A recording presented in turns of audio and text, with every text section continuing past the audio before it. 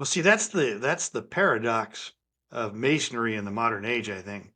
Men approach Masonry expecting a mystical experience. That's what they're looking for. And then they enter into a lodge and they don't receive it. They get the ritual. But, one of the things that I talk about, we have one of our sacred objects in Masonry with symbols is the plumb line, the plumb, which will it'll try, horizontals for you. It's a weight on the end of a string. And of course, as long as Oh, you're in a yeah. positive gravity planet, it's going to give you a straight line. And in the book of Amos, God sends a plumb line to judge the ancient Israelites. And this is why it's such a great story. What God is mad about or angry about is the fact that the ancient Israelites are perfect with their ritual. They do it great, but they don't live it or understand it. And that really makes God mad. And so that's really what goes on. Men approach this, and they expect this, and they go through the degrees of masonry, but they're given the ritual in many ways by men who are either don't know it very well or who are parroting it. And there's not Masonic education. We're not continuously exploring it, and so they leave. They don't, they're Masons, but they don't really go to lodge regularly because they're not getting a transformational experience. So one of the things I set out to do was to change that by providing education and providing pathways for people to participate. And the structure of the book is such that it's written into very short essays, 1,200 to 2,000 words, with questions for reflection. And the idea is that I try to say things that'll really make you mad and then ask you questions about why you're mad about it, or that'll make you think and make you think about it.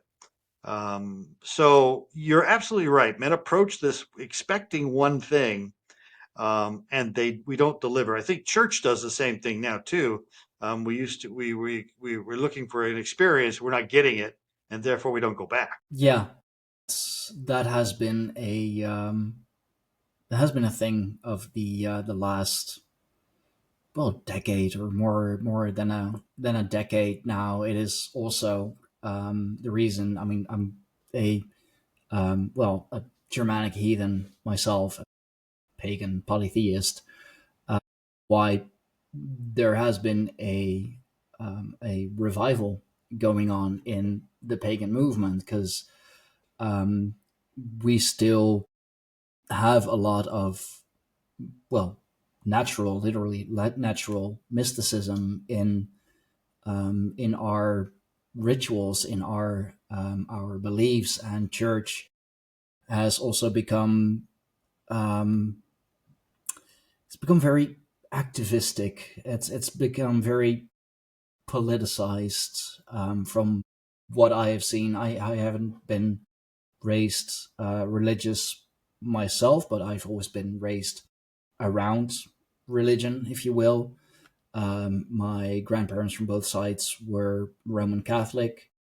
I did go to church with my grandmother every once in a while, but that's mostly because I don't know, that's what she did every Sunday. So when I had a sleepover, I went with.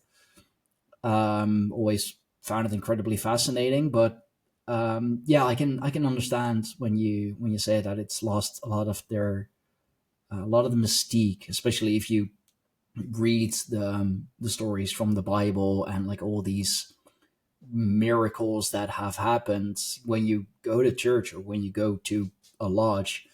Um, I can imagine like kind of expecting the same thing and then be very disappointed when it doesn't happen. And the story of the Israelites also, um, that rings very true, and it's also something that you see a lot in more esoteric circles. Like they know how to do the rituals. Like, it's everything is perfect on the dot, just everything, but it's more doing a ritual for the sake of doing a ritual. I do sometimes question um, if they really believe it, or if it's just become something that they do. Like, oh, every Saturday we do this ritual. Okay, why do you do it?